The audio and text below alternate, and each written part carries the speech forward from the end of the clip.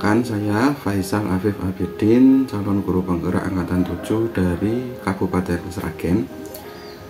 Pada kesempatan ini akan menyampaikan analisis saya dari hasil wawancara pengambilan keputusan berbasis nilai-nilai kebajikan sebagai pemimpin yang beberapa waktu lalu sudah saya laksanakan. Di kesempatan pertama, saya mewawancarai Bapak Yudi Martana MPD selaku Kepala Sekolah SMPN 3 1 Atap Sombirjo, yaitu tempat saya bertugas. Kemudian pada kesempatan kedua, saya mewawancarai Bapak Parwoko SPD SD, yaitu Bapak Kepala Sekolah SD Negeri Jambian 1, yaitu sekolahan yang menjadi tetangga dekat dari SMP di tempat saya bertugas. Oke, langsung saja. Yang pertama mengenai hal menarik dari hasil wawancara yang berkaitan dengan 4 paradigma, 3 prinsip, dan 9 langkah penyelesaian. Hal menarik dari wawancara pertama saya, yaitu Bapak Kepala Sekolah SMP Negeri 3 1 Atap Sombirjo, saya menemukan ada 3 hal. Yang pertama, beliau fokus pada akar permasalahan, kemudian melakukan konfirmasi dan klarifikasi sebelum memutuskan.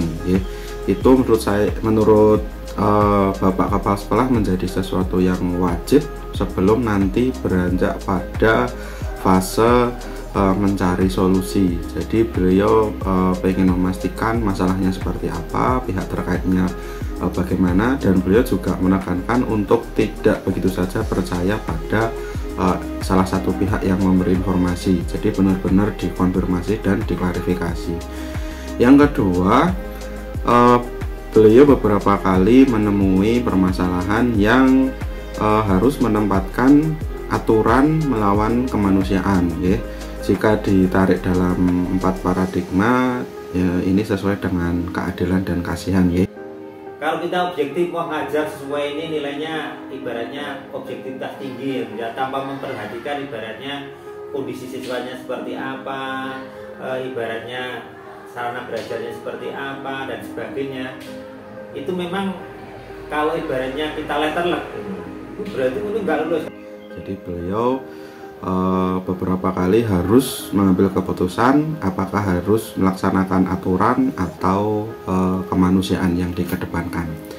Kemudian yang ketiga adalah dengan memperhatikan efek jangka panjang dan jangka pendek. Kita juga ada kan belajar 9 tahun.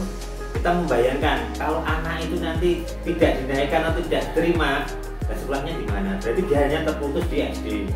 Jadi setelah permasalahan diketahui, opsinya yang diambil apakah akan memiliki efek jangka panjang atau sekedar jangka pendek, terutama di beberapa kasus siswa ya gitu. Kemudian untuk Bapak Parwoko selaku Kepala SD Jambian 1, saya juga menemukan 3 hal yang menurut saya menarik.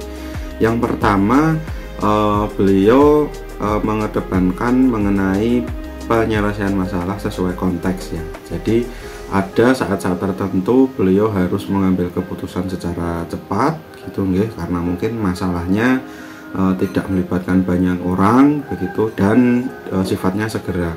Tapi ada juga masalah yang kompleks, rumit dan melibatkan banyak orang, ya berarti harus dalam menyelesaikan itu misalkan melalui rapat-rapat dan seterusnya. Kemudian yang kedua, beliau juga menekankan untuk memahami permasalahan secara mendetail terlebih dahulu, yaitu dengan melihat latar belakang terjadinya masalah, kemudian apa penyebab utama dari masalah tersebut, siapa saja yang terlibat, kemudian kalau sudah ada beberapa macam solusi, akibatnya kira-kira nanti seperti apa, dan tidak kalah pentingnya itu adalah analisis resiko. Harus kita menggali permasalahan awal, jadi timbulnya suatu masalah karena apa gitu, artinya permasalahan itu bisa muncul jika jadi misalnya latar belakang terjadinya masalah itu yang akan kita jadikan sebagai tolak ukur. Nah di situ menurut saya Bapak Parwoko secara tidak langsung menerapkan prinsip dari 439 ya, terutama 9 langkah penyelesaian, karena beliau juga tidak ingin gegabah. Ini kita ambil nanti risikonya yang maksudnya yang ringan kan, analisis resiko juga. Kemudian satu hal yang menurut saya menarik adalah terakhir ini ya, beliau itu menggunakan cara pandang orang lain. Ya, itu dari pengalaman, baik pengalaman pribadi maupun melihat pengalaman orang lain. Jadi orang lain kalau ada masalah ini kok mengalami seperti itu kita jadikan pelajaran untuk menentukan. Selain kita sendiri punya ilmu tentang itu, mestinya kan ada, pernah dipelajari lah. Tidak hanya bertanya pada diri sendiri, tapi beliau berpikiran bagaimana ya orang-orang dahulu menyelesaikan masalah seperti ini. Jadi dari hal-hal seperti itu beliau akan dapat inspirasi sehingga masalah dapat diselesaikan dengan lebih baik. Kemudian mengenai persamaan, perbedaan atau sesuatu yang menonjol dari pimpinan, terutama yang saya wawancarai, untuk persamaannya yang pertama menekankan pada mencermati masalah secara mendalam sebelum dilanjutkan pada proses mencari solusi. Jadi masalah itu harus benar-benar difokuskan akarnya apa, kemudian siapa yang terlibat, informasinya bagaimana, keterlibatannya sejauh apa, dan seterusnya. Jadi jangan sampai hanya dari satu sumber dong. Untuk perbedaan yang pertama, KSSMP menggunakan rule based. Kalau misalnya masalah pembelajaran ya, itu kan ada kognitif guru itu ya. Jadi di awal-awal beliau menjabat, karena KS baru, itu banyak sekali beberapa keputusan itu didasarkan pada aturan.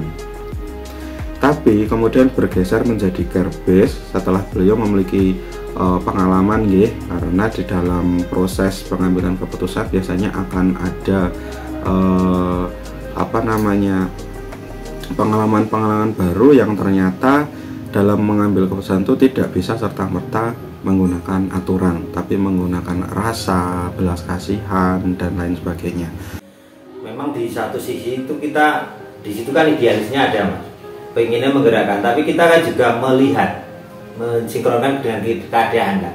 Kemudian untuk kepala sekolah SD, beliau menggunakan pengalaman pribadi atau orang lain dalam mempermudah pengambilan keputusan. Jadi pengalaman selama ini berorganisasi, kemudian berkolaborasi dengan orang lain, kemudian pengalaman orang lain juga, mungkin beliau juga belajar dari buku, dari berita, dan lain sebagainya, itu digunakan untuk mempermudah dalam pengambilan keputusan.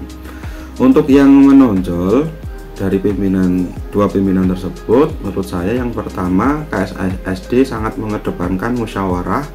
Karena jelas kalau dengan musyawarah kan nanti hasilnya akan diterima oleh banyak orang juga. Kalau seandainya itu keliru pun kan kita masih bisa mentolerir karena ini pendapatnya. Karena menurut beliau keputusan banyak orang itu lebih mudah dipikul dan dipertanggungjawabkan. Berbeda dengan keputusan pribadi, biasanya kalau misalkan nanti yang diputuskan itu kurang tepat, itu bebannya banyak sekali di pribadi. Tapi kalau musyawarah, seandainya pun nanti yang diputuskan salah, itu bisa ditinjau bareng-bareng dan lebih bisa diterima oleh semua pihak. Untuk KSSMP yang menonjol, beliau memiliki pendekatan personal jika dalam sebuah musyawarah ada yang perbedaan pendapat. Bisa dialognya itu nanti tidak dalam forum besar itu, tapi dalam forum yang kecil, saya panggil, kita sharing dan sebagainya lah, sampai dia bisa memahami lah. Jadi pendekatannya secara personal, bukan di dalam forum untuk dijatuhkan dan lain sebagainya, gitu ya. Kemudian untuk rencana pimpinan dalam pengambilan keputusan ke depan dan mengukur efektivitas, beliau ini berusaha melihat masalah sesuai konteks ya. Tadi sangat ditekankan sekali untuk melihat permasalahan secara jernih gitu. Kemudian sama-sama melakukan pendekatan musyawarah mufakat bersama pihak yang berkepentingan dan menghindari pendapat pribadi sepenuhnya. Tidak otomatis kepala sekolah itu main dah. Jadi posisinya sudah keputusan bersama, kita ya kepala sekolah hanya bisa ibaratnya memberikan gambaran seperti inilah. Pribadi pun biasanya disampaikan dan meminta persetujuan dari banyak orang untuk diambil keputusannya. Dan untuk mengukur efektivitasnya biasanya dengan cara dilihat sebanyak apa pihak yang menyetujui, ya. Syukur-syukur di situ mufakat gitu, nggih. Kemudian beliau itu juga melakukan peninjauan di waktu kemudian seandainya nanti ada keputusan yang kurang tepat. Nah, itu saya kira sangat sesuai sekali dengan materi yang saya pelajari di modul ini gitu, nggih. Terus pertanyaan terakhir, bagaimana Anda mengambil keputusan dilema etika dalam lingkungan dan kapan menerapkannya? Menurut saya akan terus belajar untuk menggunakan 4 paradigma, 3 prinsip, dan 9 langkah dalam setiap menyelesaikan permasalahan. Kemudian juga akan berkolaborasi dengan pihak lain, tentunya dengan memperhatikan konteks masalah. Kalau masalahnya bisa saya selesaikan sendiri begitu, berarti ya saya harus selesaikan sendiri, apalagi sifatnya segera, tidak bisa ditunda. Tetapi permasalahan yang melibatkan banyak orang, saya akan mengedepankan musyawarah dan berkolaborasi sehingga solusi yang ditentukan dan ditemukan bisa diterima semua pihak dengan melibatkan beberapa tahapan seperti yang tadi sudah disampaikan oleh bapak-bapak yang saya wawancarai. Ada fokus pada akar masalah, melibatkan pihak terkait, dan menguji solusi, analisis resiko, dan seterusnya. Demikian sedikit yang dapat saya sampaikan. Semoga memberikan manfaat. Terima kasih. Assalamualaikum warahmatullahi wabarakatuh.